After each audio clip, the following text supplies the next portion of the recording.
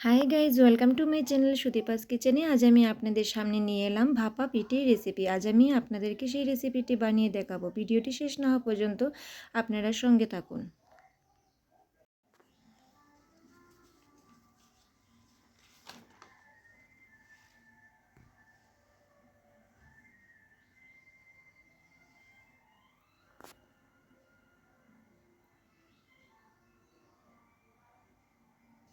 এখানে আমি দুটো নারকেল কুড়ানো নিয়েছি। এখন আমি গুড় দিয়ে খুব ভালোভাবে সেই নারকেলটিকে আঁশিয়ে নেব। এখানে আমি আমার পছন্দ মতো গুড়টা দিয়েছি। যেহেতু ভাপা পিঠা তৈরি করব, তাই মিষ্টির পরিমাণটা একটু বেশি করে দিতে হবে। আপনারা আপনাদের পছন্দ মতো সেটা দিতে পারেন। আমার নারকেল কোড়াটি প্রায় ভাজা ভাজা হয়ে এসছে। যখন সেটা থেকে একটু সুন্দর গন্ধ বেরিয়ে আসবে, তখন সেটাকে একটি পাত্রে নামিয়ে নিতে হবে।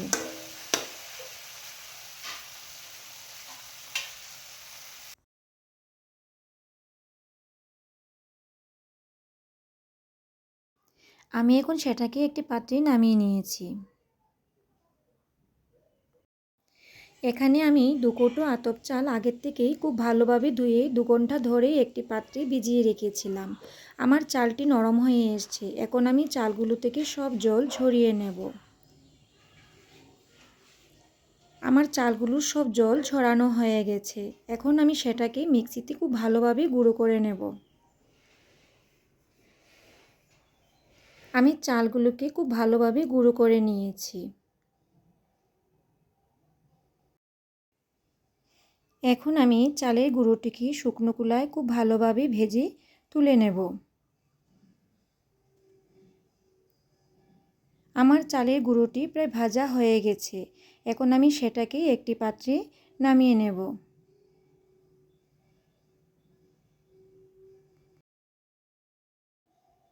আমি এখন সেটাকে একটি পাত্রে নামিয়ে নিয়েছি।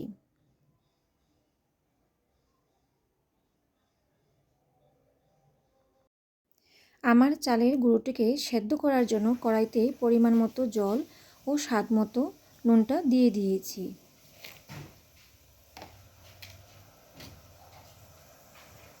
জলটি ফুটে এসেছে। এখন আমি সেটাতে অল্প অল্প করে চালের গুঁড়োগুলো ঢেলে দিলাম।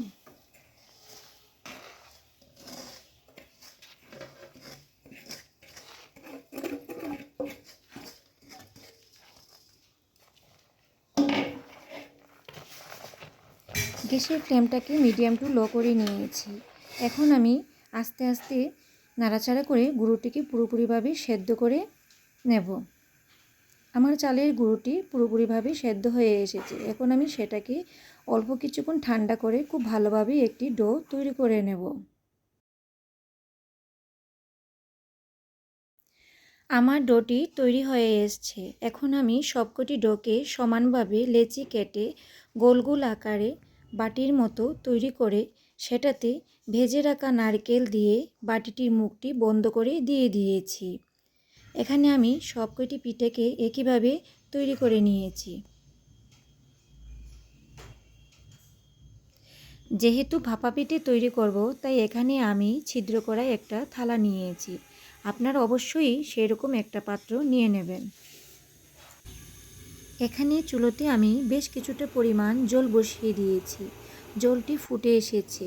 এখন আমি সেই জলের উপর ভাপা পিঠেটি বসিয়ে একটি ঢাকনা দিয়ে সেটিকে 10 মিনিটের জন্য রেখে দিলাম। 10 মিনিট পর ঢাকনাটি তুলে দেখে নিচ্ছি যে আমার ভাপা পিঠেটি কতটা পরিমাণ সেদ্ধ হয়ে এসছে। আমার ভাপা পিঠেটি প্রায় পুরোপুরিভাবে সেদ্ধ হয়ে এসছে। এখন আমি সেটাকে গরম গরম সার্ভ করে নেব। যদি আমার এই রেসিপিটি আপনাদের ভালো লেগে থাকে, তাহলে আপনারা অবশ্যই আমার চ্যানেলটিকে লাইক, কমেন্ট, শেয়ার এবং সাবস্ক্রাইব করে দেবেন। ধন্যবাদ।